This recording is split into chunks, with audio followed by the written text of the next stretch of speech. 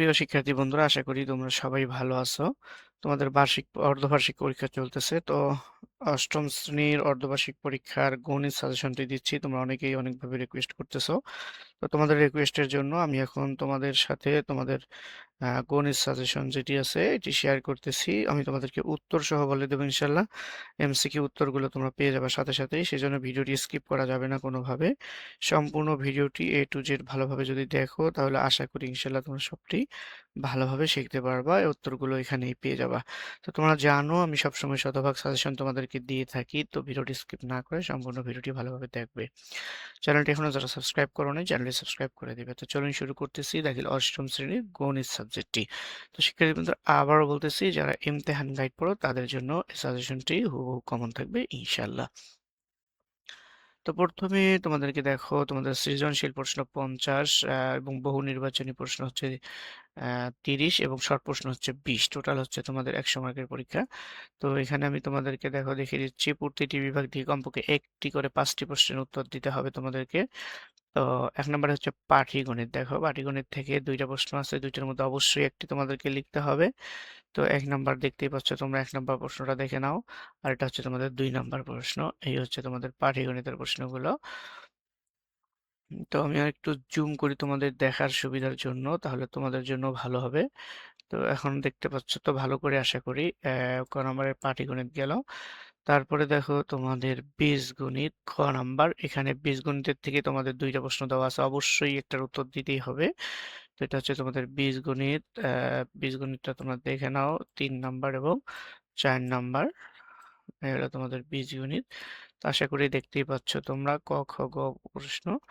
আর উদ্দীপক দেখো, এটার আলোকে প্রশ্ন ক খ গ। তো এই হলো তোমাদের বীজগণিত। তারপরে দেখো তোমাদের জ্যামিতি থেকে 2টা প্রশ্ন দেওয়া আছে, এখান থেকেও একটির উত্তর তোমাদেরকে দিতেই হবে কমপক্ষে। জ্যামিতির চিত্র দেখো এবং প্রশ্ন।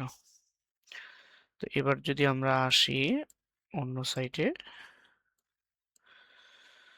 তো দেখো আমরা অন্য সাইটে যাই গণিতের। তোমাদেরকে 6 নাম্বার দেখো এখানে। জ্যামিতির 6 নাম্বার প্রশ্ন, দুটি নির্দিষ্ট রেখাংশ a-4 সেন্টিমিটার, b-5 সেন্টিমিটার এবং এছাড়া অন্তর্ভুক্ত কোণ 75 ডিগ্রি। এদের অন্তর্ভুক্ত কোণ 75 ডিগ্রি। তো এই আলোকে প্রশ্ন দেখো ক খ গ। এরপরে দেখো তথ্য উপাত্ত। তথ্য উপাত্ত থেকেও 2টা প্রশ্ন দেওয়া আছে। দেখো তোমরা 50 জন শিক্ষার্থীর দৈনিক সঞ্চয় হিসাব নিচের সারণীতে দেওয়া হলো, যে সারণী। আর 8 নাম্বার অষ্টম শ্রেণীর 60 জন শিক্ষার্থী শ্রেণীতে যেটা এটা দেওয়া হয়েছে। তো এই টোটাল আছে 8টা প্রশ্ন। 8টার থেকে যে কোনো 5টি প্রশ্নের উত্তর দিতে হবে তোমাদেরকে। অর্থাৎ যে কোনো একটি অধ্যায় থেকে, যে কোনো একটি ইয়া থেকে, বিভাগ থেকে তোমরা 2টা দিবে আর বাকিগুলো একটা একটা করে দিবে। অর্থাৎ প্রত্যেকটা 4টা বিভাগ থেকে 4টা দিতেই হবে এবং যে কোনো একটা বিভাগ থেকে একটা দিয়ে মোট 5টা, অর্থাৎ টোটাল 5টা প্রশ্নের উত্তর দিতে হবে। তো শিক্ষার্থী বন্ধুরা, এরপরে তোমাদের সংক্ষিপ্ত প্রশ্ন আসতেছে। দেখো তোমাদের সংক্ষিপ্ত প্রশ্ন 10টা লিখতে হবে, 10টাতে 20 নাম্বার পাইবা তোমরা। তো দেখো 1, এই হলো তোমাদের 2, সংখ্যাগুলোর পরবর্তী সংখ্যাটি 3, 4। বার্ষিক শতকরা মুনাফার হার 10.50 টাকা হলে 2000 টাকার 5 বছরের মুনাফা কত হবে? উমচ 120 জন ছাত্রের মধ্যে 20 জন ছাত্রের জন্য পাই চিত্রে নির্ধারিত কোণ। তারপরে দেখো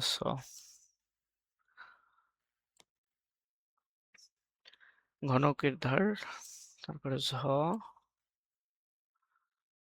এখানে প্রায় 15টা দেওয়া আছে, 15টার মধ্যে যে কোনো 10টি তোমরা ভালোভাবে শিখবা। যে কোনো 10টির অ্যান্সার তোমাদেরকে খুব ভালোভাবে শিখতে হবে। তো শিক্ষার্থী বন্ধু, এলো তোমাদের সংক্ষিপ্ত। এবার তোমাদের এমসিকিউ আসতেছে। এমসিকিউ গুলো উত্তর সহ আমি তোমাদেরকে বলে দিচ্ছি ইনশাআল্লাহ। দেখো এখানে বহু নির্বাচনী অপেক্ষা 30, 30টারই উত্তর তোমাদেরকে দিতে হবে। তো আমি তোমাদেরকে উত্তরগুলো বলে দিচ্ছি। দেখো, ক সংখ্যক ক্রমিক স্বাভাবিক বিজোড় সংখ্যার যোগফল কত হবে? তো 1 নম্বরের সঠিক উত্তরটি হচ্ছে তোমাদের ক। তারপরে 2 দেখো, সামান্তরিকের একটি কোণ 90 ডিগ্রি হলে তাকে কি বলা হয়? 2 এর ক, আয়ত্ত। 3 নাম্বার দেখো, 3 নম্বরের সঠিক উত্তরটি হচ্ছে ক। তারপরে নিচের তথ্যের ভিত্তিতে 4 ও 5 নম্বর প্রশ্নের উত্তর দাও। মিজান 8% মুনাফায় 10,000 টাকা ঋণ নিয়ে X বছর পরে 12,400 টাকা পরিশোধ করলে, তো 4 নম্বরের সঠিক উত্তরটি তার মুনাফা কত? 4 নম্বর 2,400 টাকা। 5 নম্বর X এর মান কত? খ 3 বছর একটি রম্বসের কর্ণদ্বয় দৈর্ঘ্য 4 সেন্টিমিটার, 6 সেন্টিমিটার রম্বসের। তাহলে 6 নম্বরের সঠিক উত্তরটি হচ্ছে তোমাদের ক। তারপরে দেখো তোমাদের 7x² - x সমান 42 এর উৎপাদকে বিশ্লেষণের রূপ নিচের কোনটি? 7 হচ্ছে ঘ। 8 নম্বর দেখো বার্ষিক 12% মুনাফায় কত বছরে 200 টাকার মুনাফা 96 টাকা হবে? 8 এর সঠিক উত্তর হচ্ছে খ। 9 নম্বর দেখো x + y = 6 এবং x - y = 4 হলে 5xy এর মান কত? তাহলে 9 এর সঠিক উত্তরটি আসতেছে গ।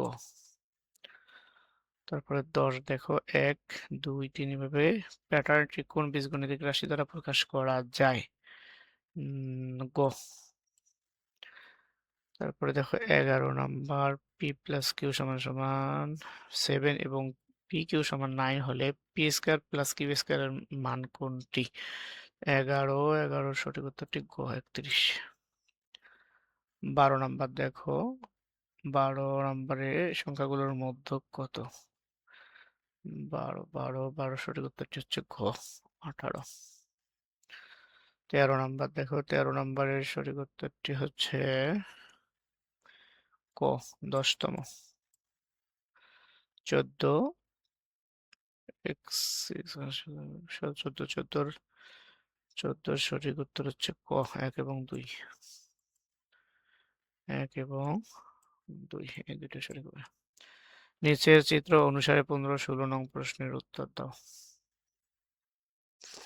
চিত্র দেওয়া আছে ত্রিভুজ এ সি ডি বর্গক্ষেত্রের কর্ণদ্বয় ও বিন্দুতে মিলিত হয়েছে এবং বিসি সমান -এ।